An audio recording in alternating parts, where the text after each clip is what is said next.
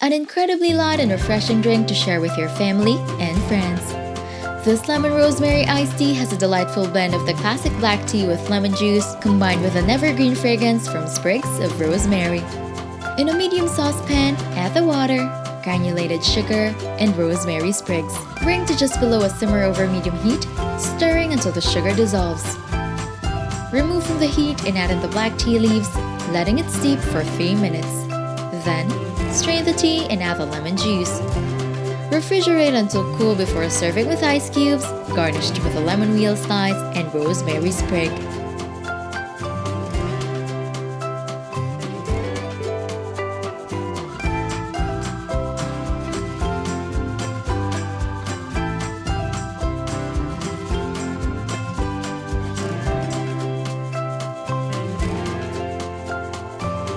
Don't forget to hit like, subscribe, and turn on that notification bell to catch more easy and tasty dishes to try at home.